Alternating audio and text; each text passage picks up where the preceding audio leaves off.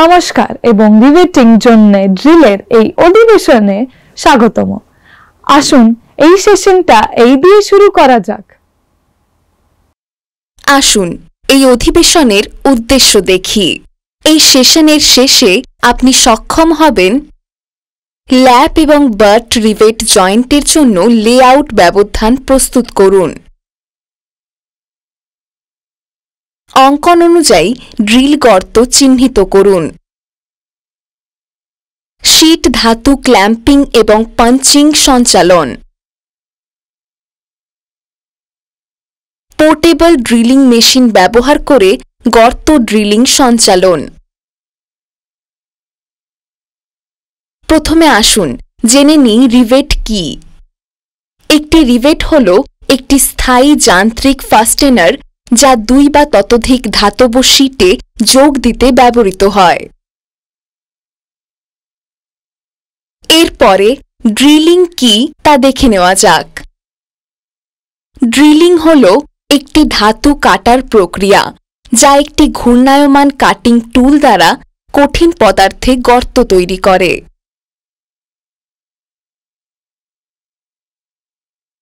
এখন রিভেটিংয়ের জন্য প্রয়োজনীয় সরঞ্জামগুলির তালিকা করা যাক। Wooden mallet, steel rule, try square, straight snip, scriber, C clamp, centre punch, ball pin hammer, drill bit, portable drilling machine, chuck key. এখন ল্যাপ রিভেটিংয়ের জন্য অঙ্কন অনুযায়ী শীট মেটাল তৈরির পদ্ধতি শিখে নেওয়া যাক। 1.2 মিমি পুরুত্বের জিআই শীট নামে পরিচিত গ্যালভানাইজড আয়রন শীট নির্বাচন করুন।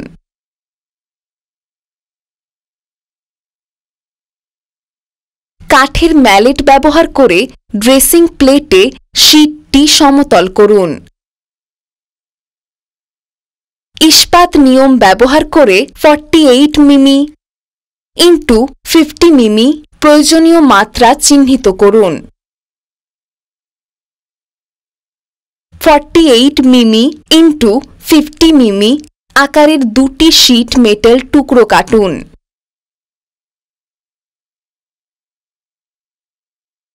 ফ্ল্যাট মসৃণ ফাইল ব্যবহার করে নিশ্চিত করুন যে শীট মেটালের প্রান্ত সংযুক্ত করা হবে।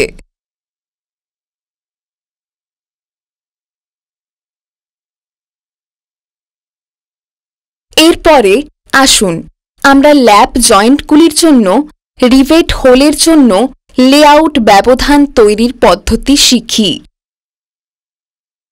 যুক্ত করা শীটের পুরুত্ব টি সাপেক্ষে রিভেটের ব্যাস ডি গণনা করুন।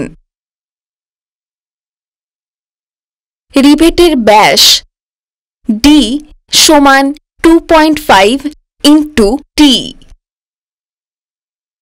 আমরা জানি যে শীটের পুরুত্ব টি 1.2 মিমি সমান 2.5 × 1.2 মিমি সমান 3 মিমি। রিভেট হোল ব্যাসের জন্য 0.2 মিমি একটি অ্যালাউন্স দেওয়া যেতে পারে এবং 5টি রিভেট গর্ত ড্রিল করতে হবে, তাই ড্রিল করা গর্তের মোট ব্যাস 3.2 মিমি।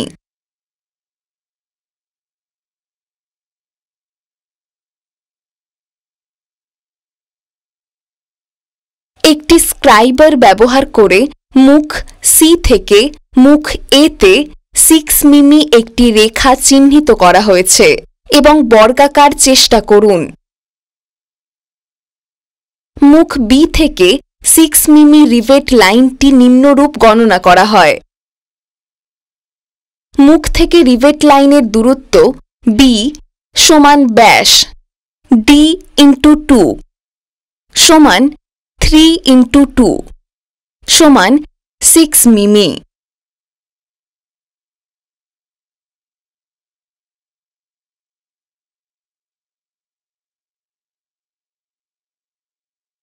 ট্রাই স্কোয়ার এবং স্ক্রাইবার ব্যবহার করে মুখ বি এবং মুখ বি থেকে মুখ এ তে 6 মিমি দুটি রেখা চিহ্নিত করা হয়েছে।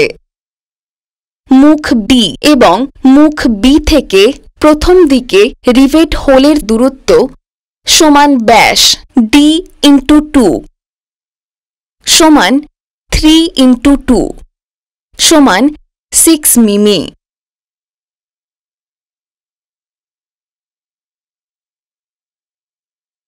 দুটি রিভেটের মধ্যে দূরত্ব গণনা করতে পিচ নামে পরিচিত। পিচ সমান 3 ইন্টু রিভেট ব্যাস ডি। আমরা জানি যে রিভেটের ব্যাস সমান 3 মিমি, অতএব পিচ সমান 3 ইন্টু 3 মিমি সমান 9 মিমি।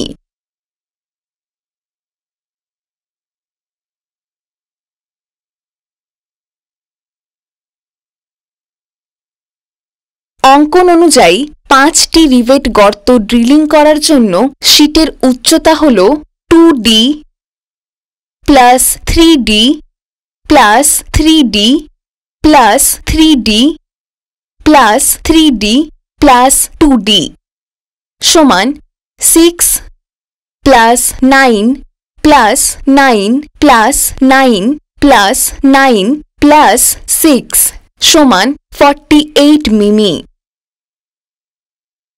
শীটের প্রান্ত থেকে ওভারল্যাপের লাইনের দূরত্ব রিভেটের ব্যাসের 4 গুণ, যা 4 ইন্টু 3 মিমি সমান 12 মিমি।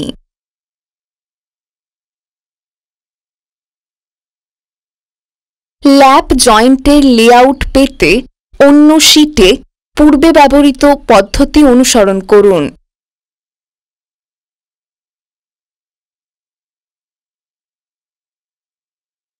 ট্রাই স্কোয়ার এবং স্ক্রাইবার ব্যবহার করে ল্যাপ জয়েন্টের জন্য প্রস্তুত লেআউট অনুসারে শীটগুলিতে ছিদ্র করার জন্য গর্তগুলি চিহ্নিত করুন। এখন বাট জয়েন্টের জন্য রিভেটিংয়ের জন্য অঙ্কন অনুযায়ী শীট ধাতু প্রস্তুত করার পদ্ধতি শিখুন।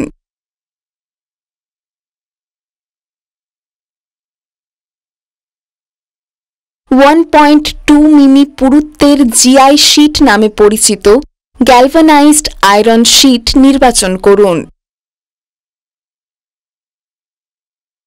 কাঠের ম্যালেট ব্যবহার করে ড্রেসিং প্লেটে শীটটি সমতল করুন। ইস্পাত নিয়ম ব্যবহার করে 48 মিমি ইন্টু 50 মিমি প্রয়োজনীয় মাত্রা চিহ্নিত করুন।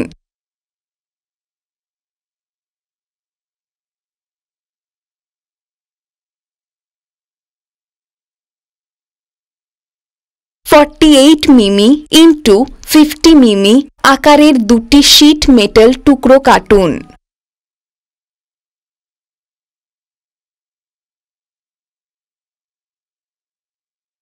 স্ট্র্যাপের জন্য 48 মিমি ইন্টু 24 মিমি স্টিলের নিয়ম ব্যবহার করে প্রয়োজনীয় মাত্রা চিহ্নিত করুন।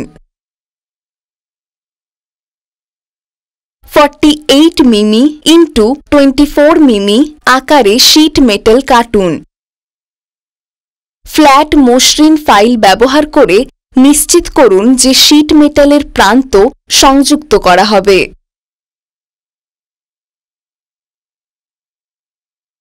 এরপরে বাট জয়েন্টগুলির জন্য রিভেট হোলের জন্য লেআউট স্পেসিং প্রস্তুত করার পদ্ধতিটি শিখি।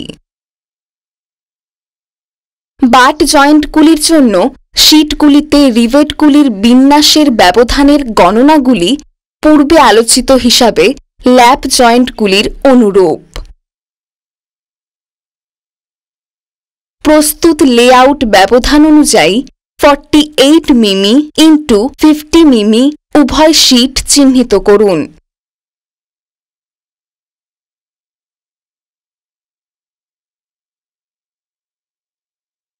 স্ট্র্যাপ নামক ধাতুর একটি পৃথক টুকরো বাট জয়েন্টে উপাদানগুলির প্রান্তগুলিকে একসাথে ধরে রাখতে ব্যবহৃত হয়। যুক্ত করার জন্য ধাতুর পাতগুলির একপাশে যদি স্ট্র্যাপ দেওয়া হয় তবে তাকে একক স্ট্র্যাপ বলা হয়,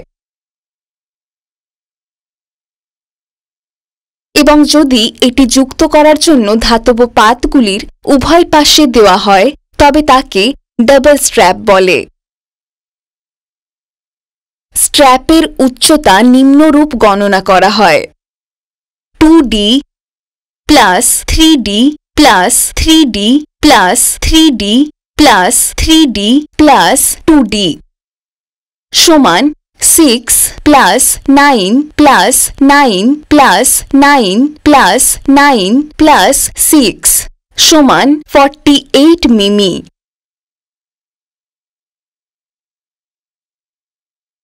উচ্চতা পরিমাপক ব্যবহার করে মুখ বি থেকে 6 মিমি, 15 মিমি, 24 মিমি, 33 মিমি এবং 42 মিমি দূরত্বে মুখ এ এর সমান্তরাল রেখাগুলি চিহ্নিত করুন। স্ট্র্যাপের প্রস্থ নিম্নরূপ গণনা করা হয়: 4d প্লাস 4d সমান 8d। আমরা জানি যে শীটের ব্যাস d সমান 3 মিমি।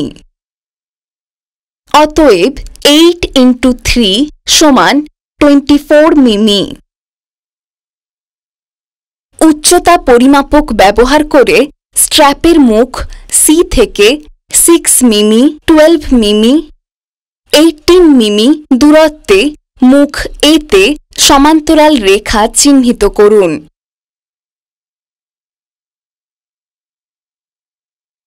স্কোয়ার এবং স্ক্রাইবার ব্যবহার করে বাট জয়েন্টের জন্য প্রস্তুত লেআউট অনুসারে শীটগুলিতে ড্রিলের গর্তগুলি চিহ্নিত করুন।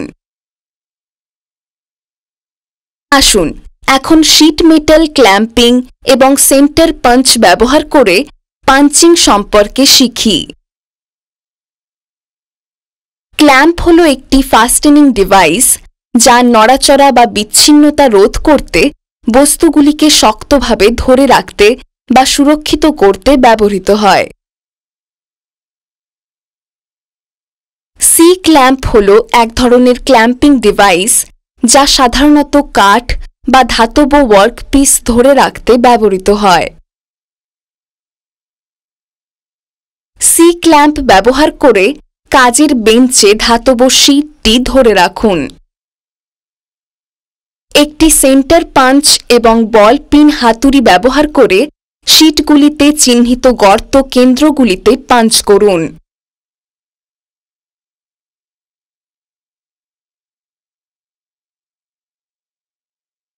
এরপরে আসুন আমরা পোর্টেবল ড্রিলিং মেশিন ব্যবহার করে গর্ত ড্রিলিং সম্পর্কে শিখি। চক কি ব্যবহার করে পোর্টেবল ড্রিলিং মেশিন 3.2 মিমি ব্যাসের টুইস্ট ড্রিল ঠিক করুন। পাঞ্চ চিহ্ন অনুসারে শীটগুলিতে গর্তটি ড্রিল করুন। আগে ড্রিল করা গর্তের উপর হাত দিয়ে ঘুরিয়ে বড় আকারের ড্রিল দিয়ে গর্তগুলিকে পুঁতে দিন।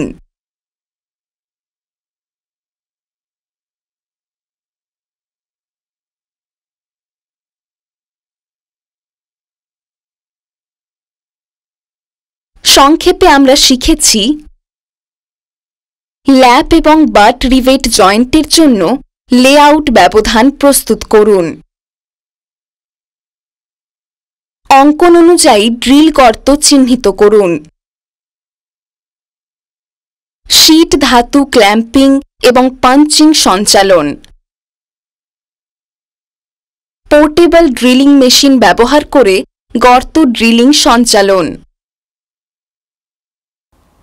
সুতরাং এই রিভেটিং এর জন্য এই ড্রিলের সম্পর্কে আশা করি আপনি সমস্ত ধারণা এবং অনুশীলন বুঝতে পেরেছেন। পরের সেশনে আবার দেখা হবে।